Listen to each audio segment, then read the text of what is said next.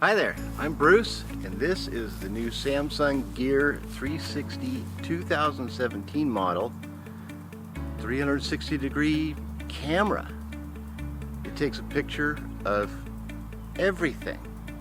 Now I'm embarking on a whole mission to figure out how to incorporate this into the types of videos I do. I also have another channel which is all hiking and backpacking and going up into the mountains, and I will be figuring out how to use this to make similar videos. If you would, subscribe to all my channels. I'll have linked below, and I'll be using this camera and trying different ways to use it in my videos. I'm going to have one channel, 360 Wild, which will just be 360 videos and the experiments and the things that I try. Then I have my Nature Calls backpacking channel as well. Maybe some more, who knows. So subscribe to those and then check on that little bell icon, and then you'll be notified if I do anything. So the first question really is why? Now I have my Nature Calls backpacking channel, which is all going up the mountains and filming up there and trying to create some kind of a storyline with that.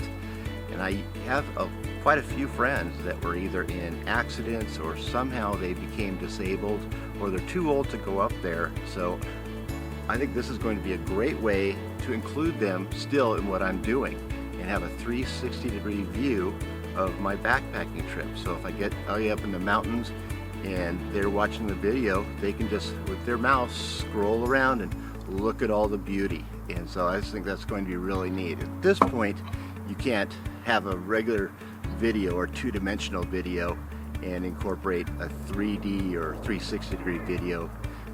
There probably is, but I can't afford that yet. Plus there's lots of other neat pictures you can do. You can do these tiny planet pictures that a lot of people are getting into. You can do high definition resolution photos. You can do time-lapse 360 photos. You can do looping videos, so it just goes for like 5 minutes and then it just loops over again, or 10 minutes. So you're just taking a 360 video. It's kind of like a security camera type of setup. So there's lots of things you can do with these cameras. Now when I was researching out these 360 cameras, I needed something that was small, that was well built, that was somewhat light, and there are a few out there already. But this Samsung, the newest version, caught my eye. The older version is also an excellent camera still. I mean, I recommend people getting the earlier model. It's still a 4K camera, which is what this is. Still does almost every feature that this does. This one just has things like, this has a battery that's built in that I can recharge on the trail.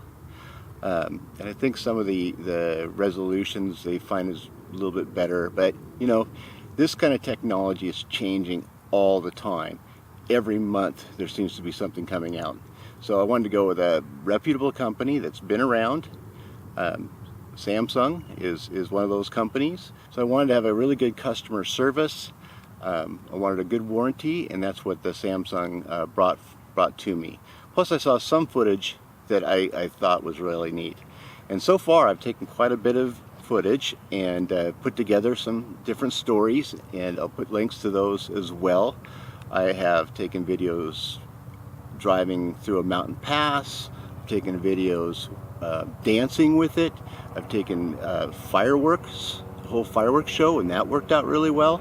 So it does quite a bit of things, and I've done a lot of testing already. Issue or problem to overcome is that these cameras, these 360 cameras, are always taking a picture of everything. So normally, like with my video cameras, if I wanted you to look at something, I would point my camera at it, or I'd zoom in somewhere, or I would, you know, have a fixed spot so I could control where you watched.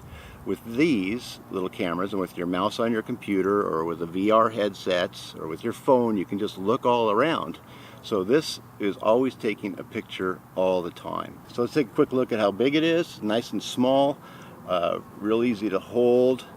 It has two lenses, so some cameras have either one real fisheye lens on it or two fisheye lenses, or they'll have a whole 9 GoPros. I've seen that. The big movie cameras will have an array of like 32, but this is the consumer level. It's lightweight, it's all together, and does everything I need it to do. Sure, it's not going to be as spectacular as 9 GoPro cameras, but it's pretty darn impressive. So it has 2 lenses, fisheye lenses, one on this side, one on this side. It has 2 mics right there and there. It has indicator lights, and has a little screen on the front that tells you where you can do all your modes. So you can switch between photo, video, high definition resolution, time lapse. You can operate everything from the camera itself. It comes with this really nice padded case, and that's probably the biggest thing about these, is with those lenses so far out and exposed, if this would fall over, you could easily scratch or break those lenses. So they give you a really nice padded case to keep it in. I went ahead and got an aftermarket little rubber unit that's really fast for me to do it. This covers the top, then it actually had like a boot that went around the middle here. I didn't really care for that, but I really like this quick on the top thing. It's not so much hassle to get it in and out, but I do keep it in here. Plus this is real soft to clean your lenses. It stands up okay by itself, but wind will blow it all over, even on a tripod. They came up with this kind of nifty little thing that gets lots of jokes, but you just put it on the bottom, and then that gives it just a little bit more stability. I recommend just going ahead and getting a bigger tripod. I'm sure everybody's got them from various camera equipment.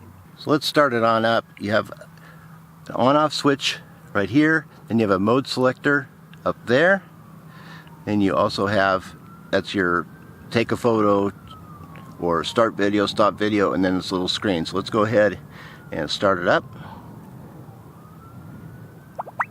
So when I first got this, I had a iPhone 6S, and it does link up to the iPhone 6S, but it doesn't give you that real-time 360-degree view that you can get with the Samsung products. So I went ahead, I wasn't that happy with my iPhone anyway. It's a good phone, but I went ahead and upgraded to the Samsung 8 Plus or 8S, and it automatically, instead of having to go through the whole wireless thing, when I turn this on,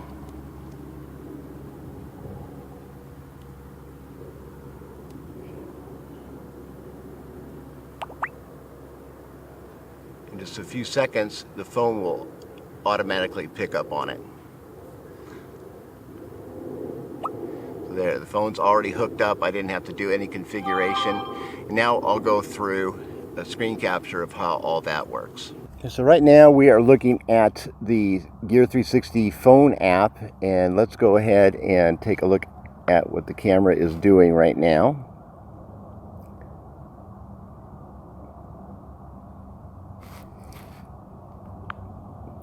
So right here you're seeing actually a live view coming from the camera itself. We can just take a look around. See what we're doing? I can change the format that I'm looking at. There's the tiny planet view. It's kind of cool. We can do all kinds of things with that. There's a big stretched out view we can see with this. There's the 2 different lenses that are going on right now. So let me see, there's that lens, which is the lens that has the little display on it, and so they call that the secondary camera. This camera over here, which is on the other side, they are calling the primary, and that has the Samsung on it. That's something I wish I could change, because the 2 mics are back here, and the way I do things, I need to have those mics facing me. So I've had to get Adobe Premiere, Creative Cloud, and then that will allow me to change the keyframe. Let me see, now here is the panoramic shot. Let me see if I can turn it this way. So here here you're seeing the whole picture flattened out, kind of like a map on the wall. So that is the whole 360 degrees. Let's go back to the 360 view. There you go, and you can see where the camera is pointing. Let's go back to the main screen. And so from right here, this big white circle that you see, that's where I can either take a photo or I can start and record film. Let's go back to the mode. So here we change it to video. So now if I hit that circle with the round dot in it, that will start recording. I can change it both lenses, just the front lens or just the rear lens, which I think is something else that people are experimenting in, the 180. I tried it, I didn't like it. That's the photo part. So if I hit that white circle, then I take a photo. And here's where I can do all the time lapse. And up above, I can change white balance, how long to take the photo. I can add light, retract light, that's all across the top. You can change the video size, and I recommend going as high as you can because it is 4K video, but that's 4K for all 360 degrees. So you divide that all the way around. Video size, the same thing. And that's for just a single lens. There's your timer. You can change the ISO, and it goes from 400 to 1600, and you get a maximum. You can increase the sharpness. I haven't seen a need for that. You can reduce wind noise, and you can add location tags. Then we can do a video loop where it takes a video, it just kind of keeps taking a video every so long. So if we have it record for 5 minutes and then it just starts over, or for 30 minutes and just starts over, 60 minutes just starts over, and then maximum just whatever your memory card and battery can handle. So it can do quite a few things. Now, one of the things with doing 360 video like I'm doing is that a regular camera where I can push it around and it can tell you where to look, this doesn't do that. You can look wherever you want. And so I had to upgrade to Adobe Premiere Creative Cloud, and that's one of the few of the non-proprietary. You get software with this, which is okay. It's not great. But I need to be able to spin you around and have you start in certain spots. So Adobe Premiere Creative Cloud allows me to do that. I can actually adjust it to a keyframe, and then that's at least where I can have you start. Or during the video, I can have it keyframe over to another area, so I can actually manipulate it a little bit. So that's pretty cool. So this camera has two lenses. This lens here is a big fisheye lens, and it'll take a 180-degree picture of this side and around. This lens over here is taking this 180 degree, all that. And what the software does, and this does come with its own software, it's okay, it stitches all that together and makes it so it looks like one big video. Some cameras have one lens, and so you don't have to do that. I haven't seen one of those, so I don't understand that. The GoPro, they have configurations where you have like 9 or 6 GoPros or 9 GoPros. There's the big arrays where they have all that, but each one of those are videos, and they call it stitching, where you have to stitch each video together to make it look like one big photograph. That's where I like this one. It just has the two. What's really sweet is that the Samsung software, the Gear 360 software that's on this phone, will do all that stitching for me really fast in camera, way faster than my computer and the computer program that you get with it. So once I've done all my filming, I'll just sit and save. All you do is save it, and then it stitches it all together. So it's really fast. But that stitching's kind of neat. You can use that stitching to your benefit. So between the two cameras, between the two hemispheres, you have what's called the stitch line, and you'll lose a little bit there. So if I want to lose the selfie stick altogether, I'll hold the cameras so that stitch line is going right down the selfie stick. The way you do, like when I do my hiking videos, is I kind of pretend that this is another person. Like it's walking next to me or hiking next to me. So the first thing I do is make sure I've got the two mics pointing toward me. And I'll lengthen out my selfie stick. depending on how wide the trail is. So I will hold that at just about the same angle, or the same level as my eyes. And remember, it's catching everything. So I don't want to swing it around and say, look at that.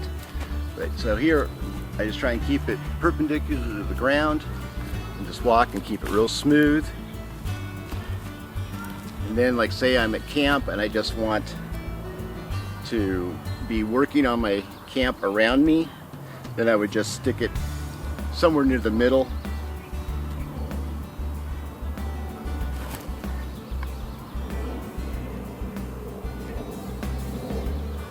And just hope it doesn't fall over.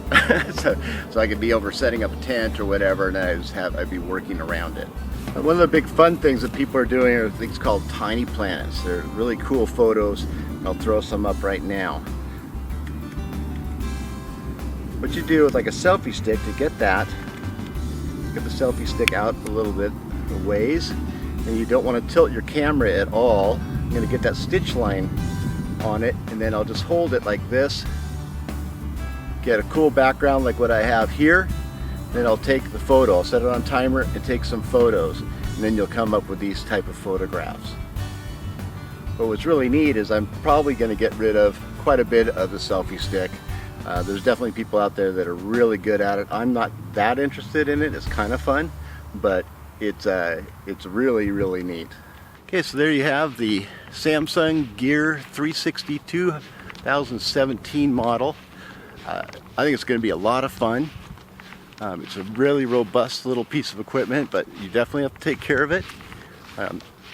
If you want to get into more complicated softwares and make it do things, you'll have to upgrade in that area, but it's fun. It's just totally fun, and there'll be people that'll be doing it, and the headsets are really neat too. So all those things are going on. Of course, if it's not your thing, it's not your thing, but I think it'll be really neat, especially if you have people that are, say, disabled and you want to include them in your life. I hope you join me. I hope you follow along. So let's go see the world. Bye now.